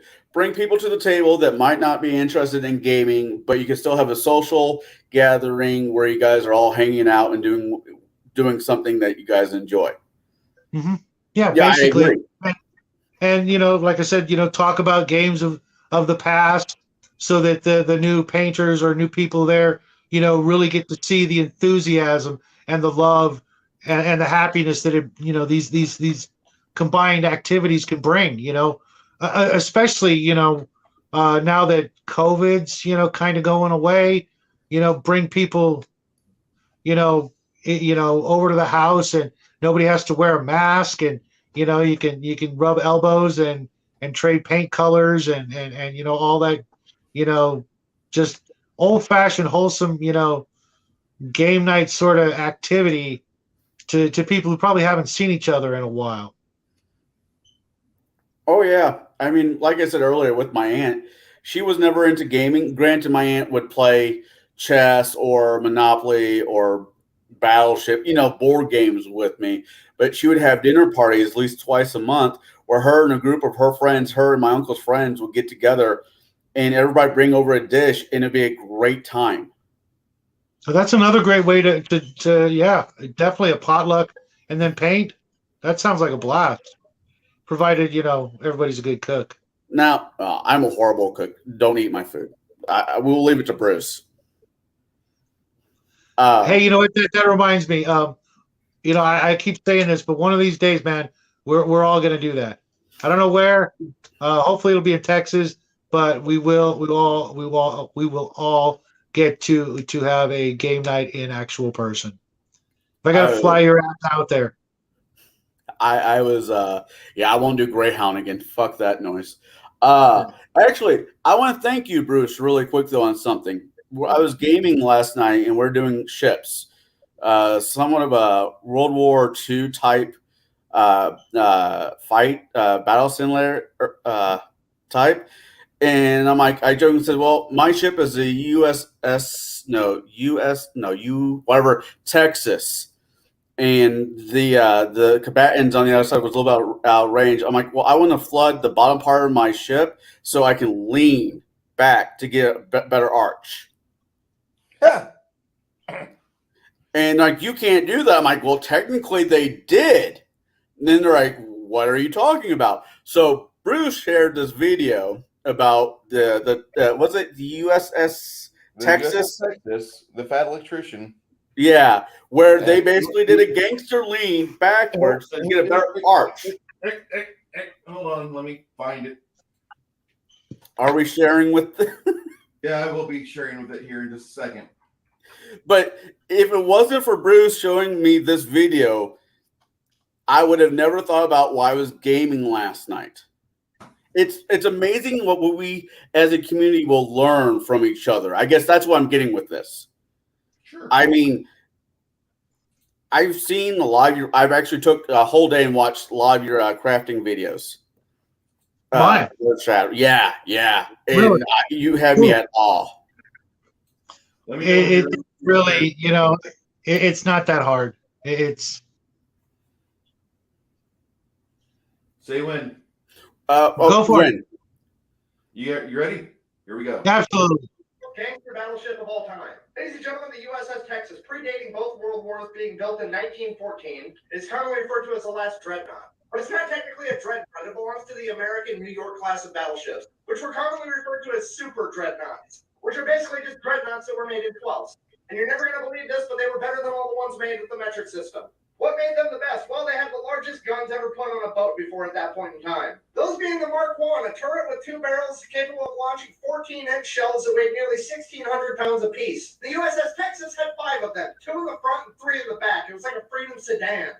Those guns were also aimed with ballistic calculators and analog computers, making them some of the most accurate naval guns in the world at that point. It was also equipped with 16 Mark 8s shooting 5-inch shells and 8 Mark 10s shooting 3-inch shells. Not only did it have the best offense in its day, it had the best defense as well. It was the first ship in world history to incorporate anti-aircraft guns, as well as having a 12-inch thick hull. Yeah, an entire freedom foot of Pittsburgh steel. The only thing millimeters is going to do to that is scratch the paint. But you have the best battleship ever made at that point in time. How do you make it more intimidating? That's easy. You have to be the first American ship to ever incorporate Marines in the crew. I'm going to say that again, but slower. They let the fucking sucking water grunts drive the biggest aquatic gun ever made. At that point in history, anyways. So World War I rolls around, and needless to say, nobody wanted to be the first to get hit with the Freedom Sedan. And for that reason, the USS Texas saw almost no combat in World War I. But its actions in World War II is what made it a naval legend. By the time World War II came around, the USS Texas was nearly 3 decades old. It was no longer the most dangerous battleship in the world, with bigger, newer, faster, fancier ships like the German Bismarck, the Japanese Yamato, and the Iowa-class battleships. But its crew did have 30 years of experience, and as the old adage goes, youth and exuberance is no match for old age and treachery, which is something that the USS Texas lived up to because it is the only U.S. battleship to engage the enemy in all 5 theaters of World War II. D-Day, June 6, 1944. The USS Texas would take its position 12,000 yards off the coastline, at which point the USS Texas was tasked with bombarding the enemy fortifications. And it did just that, firing over 255 rounds in under 34 minutes. That is 408,000 pounds of ammunition.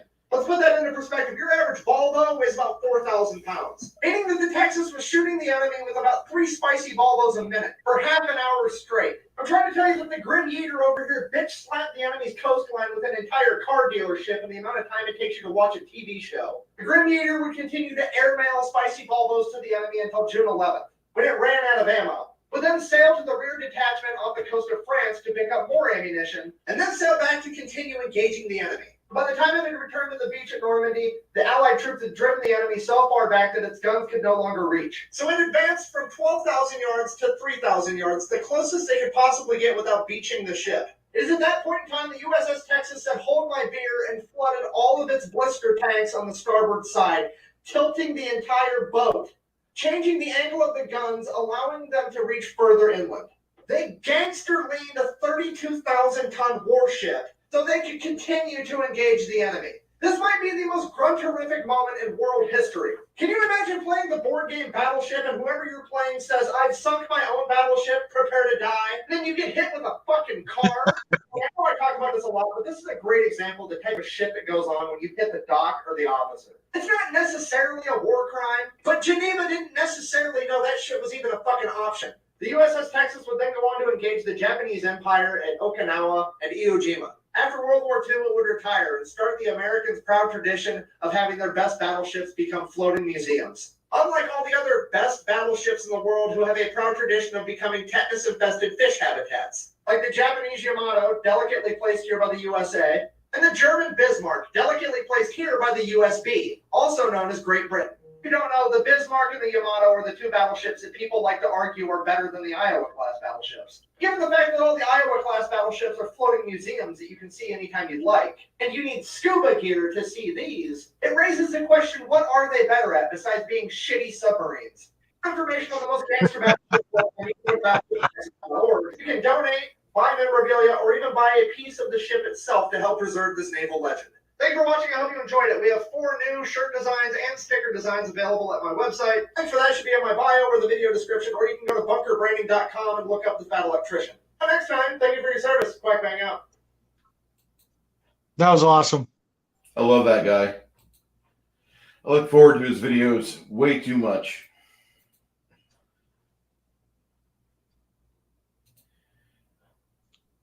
Connell, we can't hear you. Unmute. You're right. Sorry.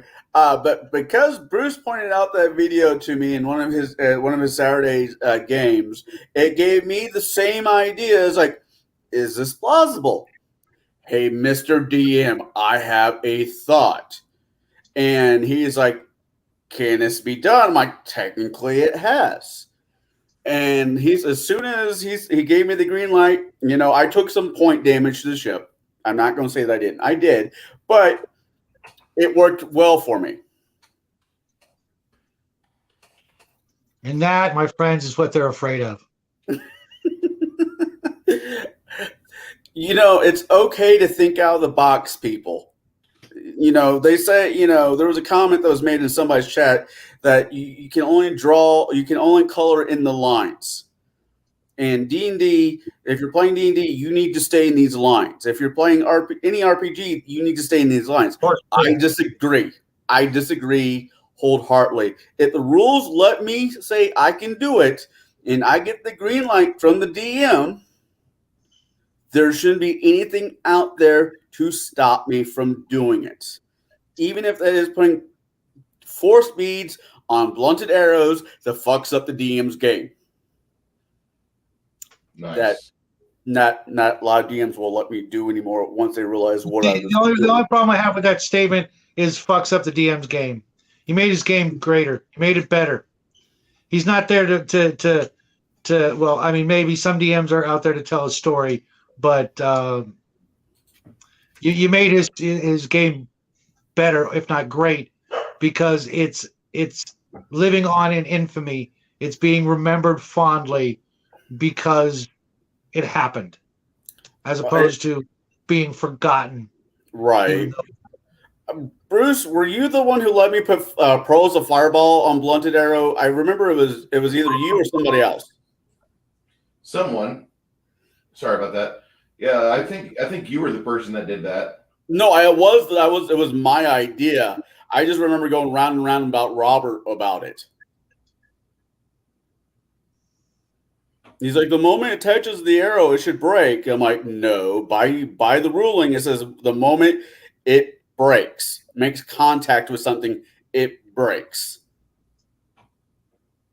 But, I love Robert to death. He's one of my favorite rule lawyers when it comes to the fine world of Pathfinder. But, and I even regret saying this, the rule cool should somewhat still apply. Yeah, especially, I mean, some games maybe not so much, but if it's any kind of a role-playing game or adventure game and not a strict board game or war game where there are, two sides, a winner and a loser side, then maybe not so much. But if it's any other kind of game, that's only going to make it better.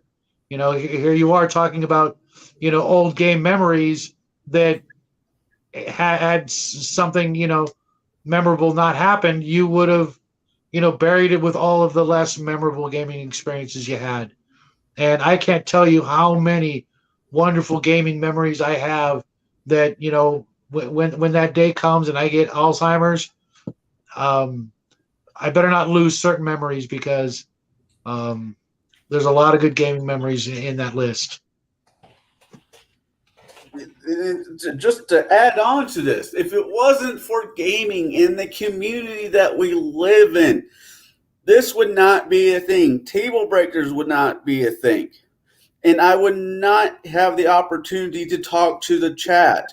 Even if I disagree with some of the things that are being said, it would not be an opportunity to have. I would not have met you, Shadow, and your son.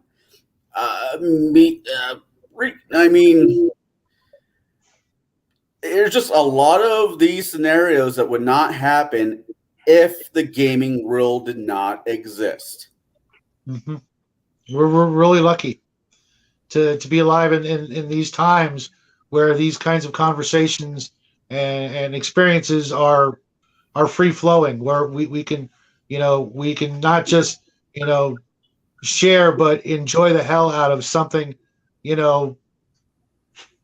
something so I consider it profound. This whole idea of this kind of gaming has changed so much in the world, from so many different industries that don't even realize that they were influenced by Come on, Jack. Dungeons and Dragons. There's no other way to say it. Yeah, I completely agree. I mean, yeah, I 100% agree. And I'm real sorry, guys, for not being able to keep up on the chat. But when I hit the chat button, it takes me away from the actual screen, and I will try to go through it right before the end. But I have a feeling it's going to kick me off again. There's something you might want to try. You're using a tablet right now. Yeah. To stream, right? Yes. You have a smartphone? Yeah. Okay, turn your volume all Okay, the way down. I got exactly where you're going. I'll just Okay. pop in and use two for one. Turn your volume all the way down. I actually have two tablets, but the other one's dead. I don't know why I didn't think of this earlier. Oh, but you know what? Then I'm going to have to give Connell another sub. No, you wouldn't. No, I I'm I- at 18. I don't even know how. I mean, I know these are low numbers, and I'm fine with that because it's building. It might be a slow build, but anything that's worth it is it You're takes at some 20. to do. You're at 20. Oh, wow. I mean, who would have ever thought anybody would actually want to listen to my ass? Okay, let me just real quick. Okay, there's only 3 people. I don't know if there's only been 3 people, but Hagen, Grim, hey Cal, I will check on that link you sent me earlier. And Shadzar, thank you so much for sticking around the whole show. I know you've been here since the beginning, and I hope everything's going better for all of you guys out there. No matter what your situation is, the fact that you guys are here this long, putting up with all of our shenanigans is actually very heartwarming and very much appreciated. Swear to God, next person who says shenanigans, I'm going to pistol whip them. Hey, that's like one of my favorite words. It's also from a really good movie called State Troopers. Shenanigans? Super Yeah. tough. Anyways, I guess we got a little bit more time. I think tonight's conversation is bringing outsiders and bringing even people who haven't gamed for a while back into the fold. And there's this thought processing out there that gamers are these horrible people out there that they're in their friends' basements, which is not that far off. I'm not saying we're horrible people, but there's a few of us that still game in our friend's basement. But bringing us as a community closer together, and I think that is a great idea. I love the idea of it because the more there are of us, the less that they're going to be able to divide us. True. Absolutely. Well, they can't. That's the problem. They being the bad guys out there want us all divided and at each other's throats, and subdivided, and segregated, and all those other horrible ways to keep us from being happy and productive and joyful about this experience we call life. They really need a good ass whooping, to be honest. Unfortunately, they've got bodyguards with guns, and I don't really feel like dealing with that at the moment. But I want to say one other thing about these people out there that are gamers. They're all heroes. Maybe not right this minute because they're not gaming, but between the time that they're gaming and sometime in the future, they will have developed, hopefully, the virtues of being a hero, of being bravery and loyalty and dedication and honor and so many other qualities that I should have made a list, but I think I would still be making the list. Every one of us out there that's playing these games has a part of them that wants to be a better person. And for that alone, you're heroes in my book. So let's always try to remember that maybe they're not our kind of hero. Maybe they're not, maybe they are the bad guys, because there's always that jackass who wants to be the thief in the party and doesn't think twice about stealing from us when we're not looking. A pox on those characters. But that's, to me, that's what it all boils down to. We could play a lot of other games. We could do a lot of other activities, but unless it's a video game, none of the other games, except maybe also Cops and Robbers when you're a little kid, if they're allowed to do that anymore. I don't know. It's been a while. Cowboys and Indians are our favorite. Yeah, we did that too. But even in that game, there was somebody or some side of that game that was imagining that they're the hero, and that's, to me, again, what it all boils down to. Maybe we can't go out and be firemen or serve our country in the military or be law enforcement officers or doctors or teachers or any of the other number of professions that we consider heroic. But it's a step in the right direction, wouldn't you say? I would agree. I would wholeheartedly agree. Now, we got about 10 minutes left of this conversation before it hits the 2 hour mark. I can go a little bit longer. I don't know what time it is over in Avocado land. And Bruce, I don't know what you have in the land of cowboy hats and snakes going on tomorrow. Well, tomorrow is our table breaker stream. Right. I don't know if Garrett will be, if Baron G Rock will be in there or not. Hopefully he is. I know he's got some things going on tonight with the wife. Jade should be there. Kai should be there. You should be there. So the four of us at least will be available and present to discuss and entertain some thoughts. Some of them were bold. Some of them were risque. Some of them thought provoking. But I'll be there for you guys. Appreciate that. But I want to see. Then after Thursday, we have the Friday night, possibly with Legion of Myth, and then Absolutely. we got Saturday, which is game day. And Looking forward to it. you and me both. I can't wait for Saturday. And then one month And later, just for my notes, 11 o'clock my time, or a little around there. yeah, I'll message you on Discord about 10 your time, Okay. 10:30. But yeah, it might be 11 when we get started for you. I have to say, though, after all these conversations we've had about Conan and whatnot, I've actually, if my character dies in one of these campaigns I'm in, I have my idea how I'm going to either build that character to a degree, and unfortunately, I will have to play the Lego version of doing, because the way I see Conan after reading the first book, or at least listening to the first book, yes, I know Barbarian is in the title, but he was more than just that. Oh, so much more. He's a thief or rogue type character for a bit, but he's pretty badass. Rogue, barbarian, fighter. Ranger. I didn't get that from the first book. I'm not saying that's not a thing, but that's not, Gladiator. The series is about a dozen books, and I really hope you can make it through all of them, because they're one of my absolute favorite series. I'd rather reread Conan than I would Tolkien, to be honest. No shade to Token, but if I have to hear Sam sing about those elephants one more fucking time, anyways.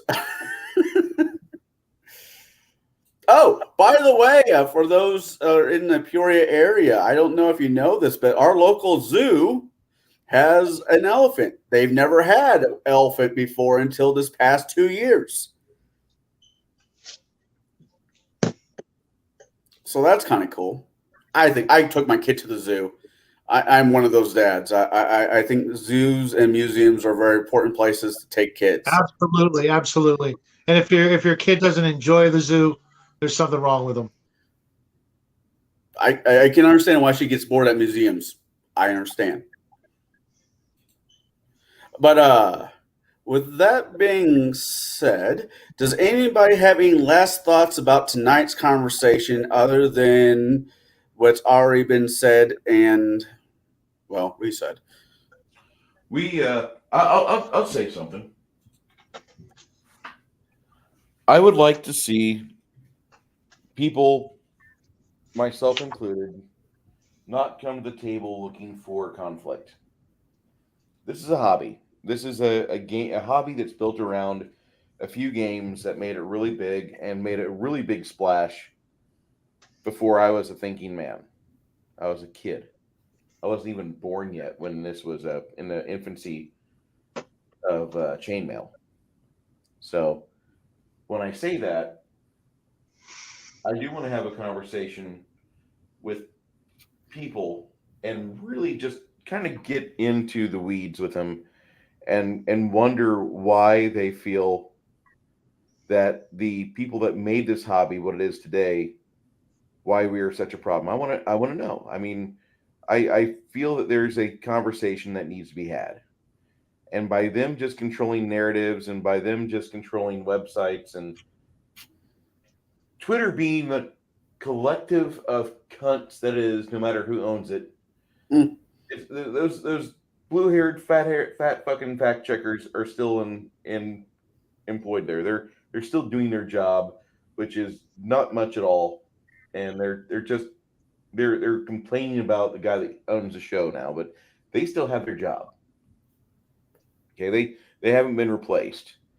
We don't have a bunch of Aunt Susans in there. Or not, I shouldn't say the Aunt Susan. We don't have any people in there that are using common sense and seeing like, is this really a hateful comment? Let's look at the context of this thread and see where this goes. They're not doing that. The same miserable people are still there at Facebook and Twitter, but I want to have a conversation. I want to know, what is it about the people that made the hobby what it is? What is so terrible? Because we're willing to spend more money on the hobby. We're willing to buy more books. We're willing to buy more miniatures. The Reaper Kickstarter for Bone 6 should be a clear indication that people Mhm. can't get enough of good quality stuff. Mhm.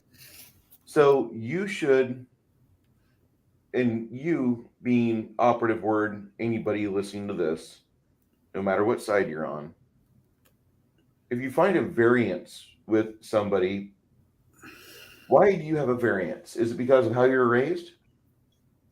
It's because your perspective doesn't allow that level of critical thinking that would be needed to achieve as to why that person would say or feel something or live their life a certain way.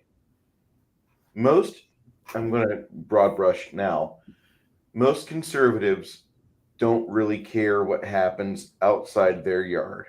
We really don't, as long as you don't have to drive by it. We don't want to drive by a ton Watch of your people. property value go down. Yeah. Yeah, we don't want to have a junkyard in our neighborhood that develops because you have bad apartments that you've set up that are just bug ridden, roach and flea and tick and rat infested apartments. We don't want that.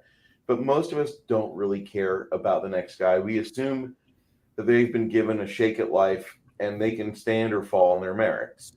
We want people to succeed on their merits. We want people to fucking try.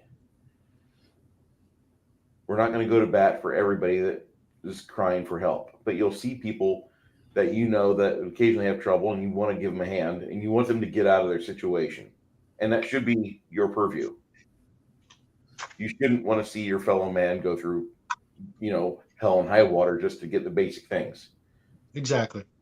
But with that being said, most of us are content. Once we have fulfilled that duty, we're like, okay, I feel better. I donated whatever. I spent an afternoon holding up a sign for a car wash for the children's group at church or whatever. Once people have sated that need, they go back to their own selfish lives and they, tomorrow is another day. I have to wake up, have to pay bills, have to go to work, have to fucking get my hands dirty with things you don't want to touch. And that's the majority of America. We honestly want to have people have a discussion as to what it is that causes so much friction. Yeah. Shadzar says, I want everybody to have a decent chance not to get walked over so people have to get shit or get shit on. He's got a hell of a situation right now. I hope he gets a chance to have his voice heard. I think if he does, Absolutely. I think if he does, he's got a good chance of getting things rectified. Maybe not on the land he's currently on, but it'll get things rectified. They'll put him in a new spot. But I want to see people get up for themselves and do what they can, because that's just my mindset. My mindset is that you can go and earn a keep. I got a guy on my phone right now begging me for money. I'm like, dude, how's your job interviews going? How have you been feeling? When can we get you in a nice pressed shirt and off to a store or a service provider to where you can try to impress somebody with your ability to talk? because you can talk. You begging on the internet for money is not going to make as much money for you as you going out providing a service for somebody and getting good at something. Hopefully a trade. That's just me. I'm a tradesy guy. But you get involved in things, and eventually, you can provide for yourself. A lot of us in this community grew up on it because this was what was in front of us as middle schoolers or as grade schoolers. And we got into the miniatures, we got into the rules, and we wanted to share this with people that would find it fun. We don't want this hobby to become ruined by people that don't make miniatures, that don't like to paint, that just want to have everything on a digital screen. And I'm not slamming people for choosing VTTs over miniatures and battle mats, but I really think there's an art of the craft. And I know I'm not an artist. I need to improve my skills still. I did buy new brushes. Let's go take baby steps. But there is an art to this game that needs to be appreciated. And just because you can flip open a laptop or tablet and say, I've got a VTT, we're going to play games. Okay, that's fine. And then you say something like, we're going to use an automated die roller. Oh, God, you're taking the soul out of what's supposed to be fun. There isn't. Well, it's just like they took out Toys R Us. Hey, did anybody notice that? What? Toys R Us. Remember when it closed its doors? Yeah. It's the same thing. They don't want kids to have toys. They want them to be glued to that screen and in the Matrix. When I saw the local Toys R Us close its doors, I knew exactly what was going on. They don't want kids doing anything but having their eyes glued to a screen 24/7. As somebody who's had their fucking, as somebody who grew up on the Atari and loved games a lot, I can say now as a 47-year-old, I wish I hadn't played so many video games. Yes, video games are fun, but I really would have rather, I wish I would have grown up painting miniatures. I wish I would have had this hobby as part of my gaming diet, because I think this is more rewarding than beating Flash Gordon or getting 1,000,000 points on River Raid. Okay? I think there's a lot more to this. Anybody can appreciate what you've got in your hand. I've had people who don't even speak the same language come into my house and pick up a miniature and look at it and just be, absolutely amazed that, what I did. And I hadn't even gotten to the washes stage. The fact that someone can just look at it and instantly know, and with one word, because it happened to be a Bandita miniature, she was able to tell me she totally understood and appreciated what I had just done with a tiny little piece of plastic and the effort that I put into it. The average person can look at a painted miniature and then all the gears and all the neurons fire and they get it. They may not appreciate it like we do, but they can totally appreciate it, unlike some other aspects of our gaming hobbies. Yeah. And I think that I'm not against VTTs. If that's how you have to game, or if that is the type of game you want to play, that's fine. I prefer more customizable environments, which means for me, physical environments, not digital, is way to go. Yeah. But I think that there's a lot of community out there that they can exist either with theater of the mind or with miniatures or GTTs. They don't really care. Can we roll dice and have click clack math rocks roll around and have a orc slaughter fest, or can we have a save the princess festival, or can we have a swallowtail festival and then goblins attack? Can we fucking game? And that's the thing, because eventually all roads lead to that. But we have to have this conversation first with this with this minority in the hobby. And then it's not a racial minority, it's a social minority. A social minority of people that want to identify themselves as something, but really they're just pretending to be something that they are not. Whenever you see pronouns in a person's profile, they have a disconnect with reality. There is an audible disconnect they've got there. And they might as well be saying, I need you to call me your highness. Because that's what they're saying.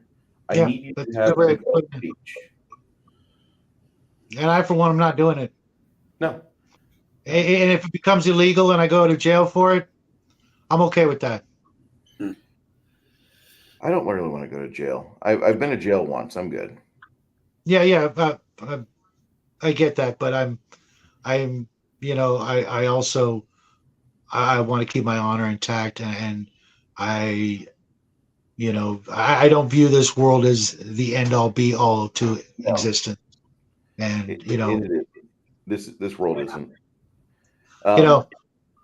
If it weren't for a few things, you guys, obviously at the top of the list, I'd be okay if I was done tomorrow. But I got plans, but they're not, they're not everything.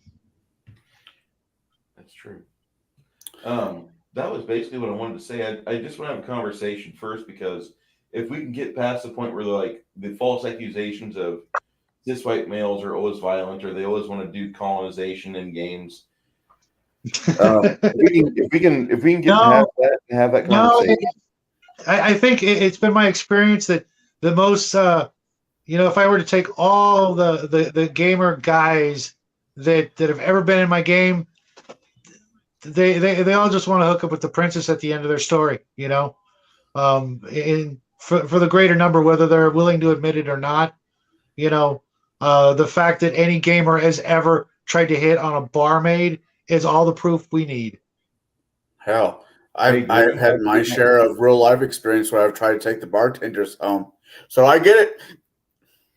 Yeah, but when you're in a room full of guys, and it's just guys, and you're playing Math Rocks, and you're still hitting on an imaginary barmaid, that's all I need to know.